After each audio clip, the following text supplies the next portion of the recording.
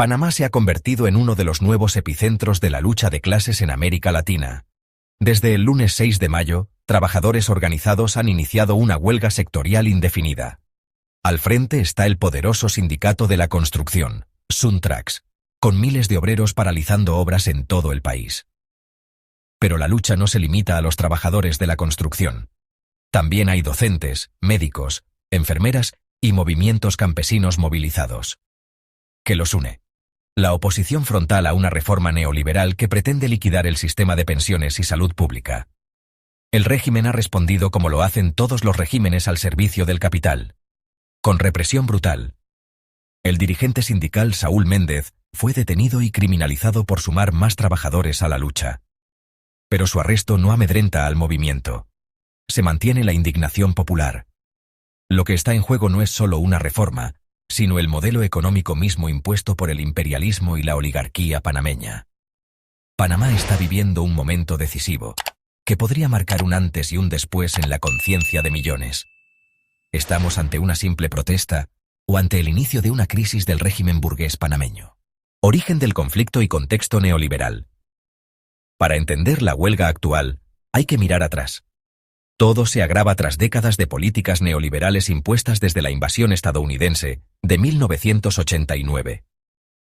Desde entonces, los gobiernos panameños han privatizado servicios públicos, desmantelado derechos laborales y subordinado la economía a los intereses del capital extranjero.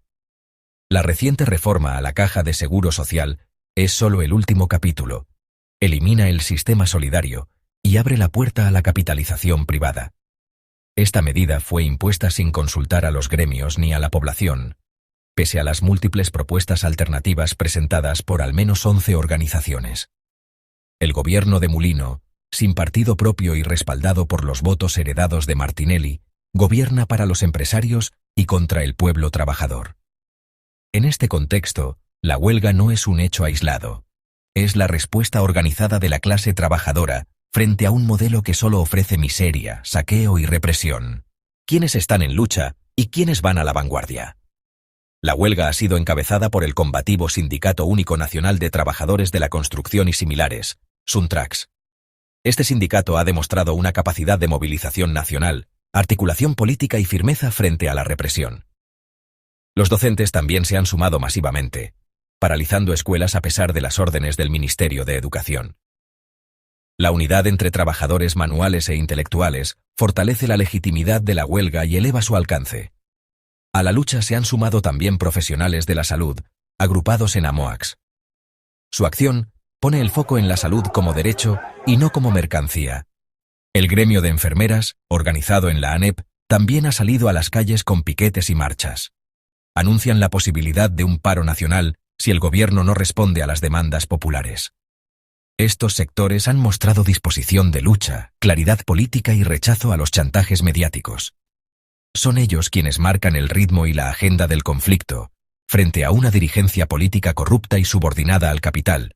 Además, los piquetes, bloqueos y acciones descentralizadas han permitido sostener la presión en todo el territorio.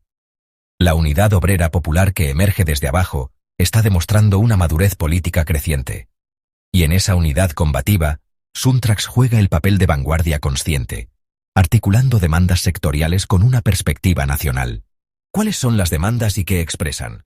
La principal demanda es la derogación de la Ley 462, que reforma la Caja de Seguro Social y liquida el sistema solidario. 9 de 11 gremios habían propuesto volver al modelo solidario, pero fueron ignorados por el gobierno. Esta negativa refleja el carácter antidemocrático de las llamadas reformas neoliberales. También se exige la libertad inmediata de Yamir Córdoba, dirigente de Suntrax, detenido arbitrariamente. Su arresto es parte de una ofensiva represiva contra el derecho a huelga y la organización sindical. Otro eje de las protestas es la defensa de la soberanía nacional frente al memorando militar con Estados Unidos. El gobierno de Mulino firmó un acuerdo sin consultar al pueblo, permitiendo presencia militar extranjera junto al canal. Se rechaza además la reapertura de la mina de cobre y el proyecto de embalse del Canal de Panamá. En ambos casos, se pone por delante el lucro empresarial sobre el medio ambiente y la vida de comunidades enteras. Estas demandas expresan una acumulación profunda de descontento social tras décadas de neoliberalismo. Desde la invasión de Estados Unidos en 1989, Panamá ha sido laboratorio de privatizaciones y desmantelamiento estatal. La huelga actual cuestiona todo ese modelo, no solo medidas aisladas. Por eso, esta lucha es más que una protesta. Es una expresión clara de lucha de clases contra el Estado burgués. ¿Quién es el gobierno de Mulino y a quién representa? José Raúl Mulino llegó al poder sin una base partidaria real, heredando los votos del inhabilitado Ricardo Martinelli.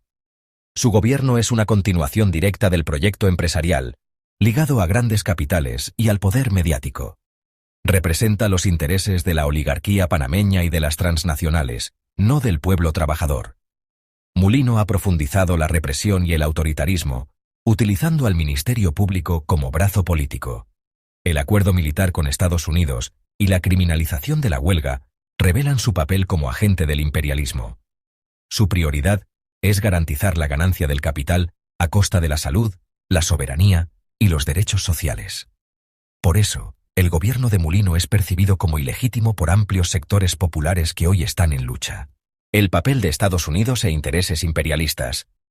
Estados Unidos necesita el control estratégico sobre Panamá, debido al canal, clave para el comercio mundial, pero también buscar frenar el avance de China en América Latina. El memorándum firmado por Mulino permite el despliegue de tropas estadounidenses sin consulta popular ni legislativa. Esta injerencia somete a Panamá y lo reactiva como enclave imperialista. Las reformas neoliberales impuestas tras la invasión de 1989 siguen guiando la política económica panameña. La lucha actual es también una respuesta al sometimiento estructural del país al capital y al imperialismo estadounidense. Las demandas de fondo del movimiento.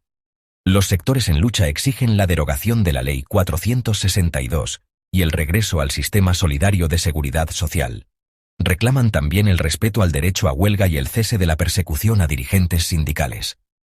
Se oponen al acuerdo militar con Estados Unidos y denuncian la reapertura de la mina de cobre como un saqueo ambiental.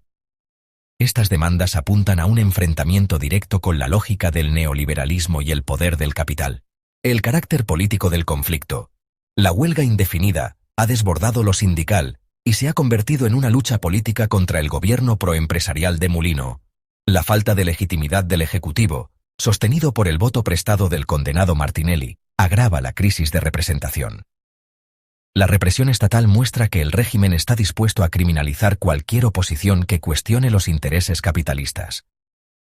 Este conflicto revela la necesidad de una alternativa política de los trabajadores, independiente del Estado burgués. Perspectivas.